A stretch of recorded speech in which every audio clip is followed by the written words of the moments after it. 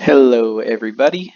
My name is Aiden, and welcome to my presentation on prosopagnosia. I want to start this off by saying when I mispronounce this word 17 times, I apologize. There's just so many letters and it confuses my brain. So let's get right into this. What is it? Prosopagnosia is a neurological disorder that makes individuals unable to recognize faces. It affects about 1 in every 50 people around the globe.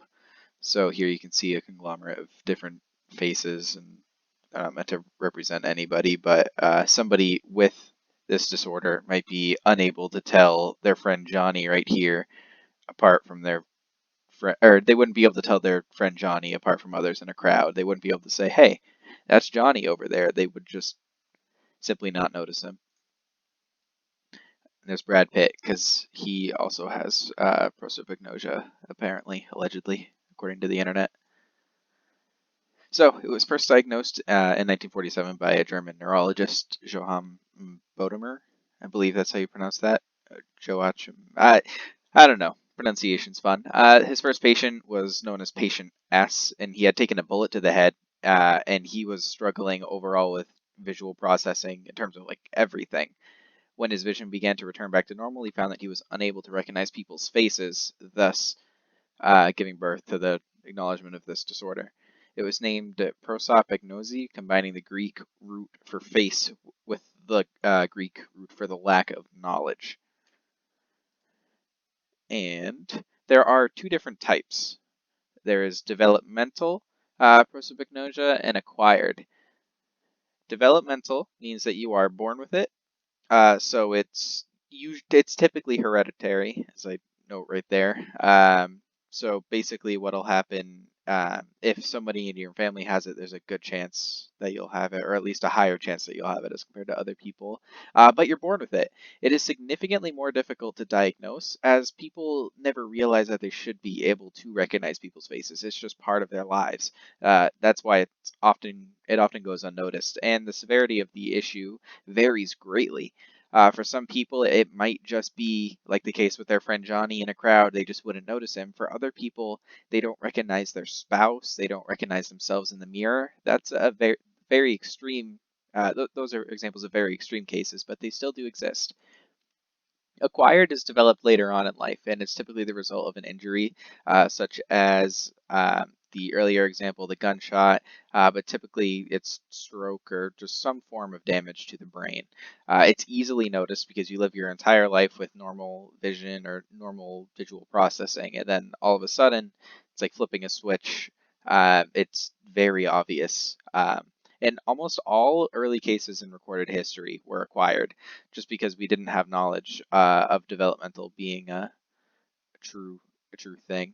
I also put a lot of fun transitions in, obviously, and here's how it affects the brain.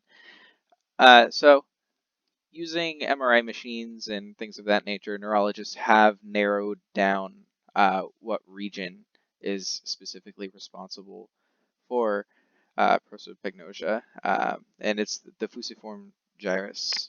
And again, it's the MRI technology that has really enabled scientists or neurologists to find this information. And basically, how they would do that is they would have a test where people need to recognize famous figures.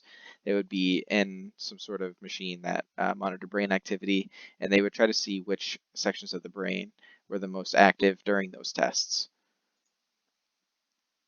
Anxiety. This is one of the biggest things that makes prosopagnosia a huge issue, and it's due to the fact that people typically are very anxious about public settings. They avoid any public situations that could lead to embarrassment for them.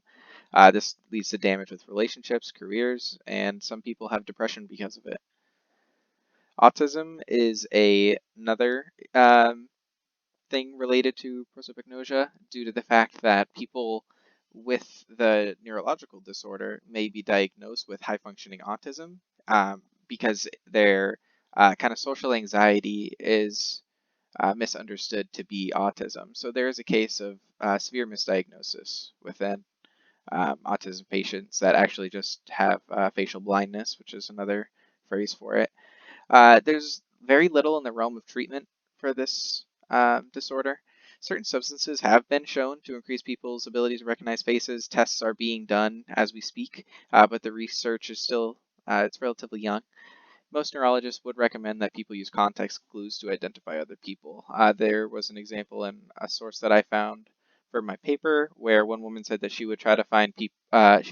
She found that she took more kindly to people with very obvious kind of facial features, such as like green eyes or a unibrow.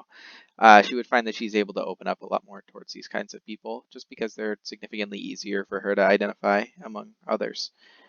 That's my presentation. Hope you enjoyed it. Hope you learned something, and I look forward to seeing everybody else's.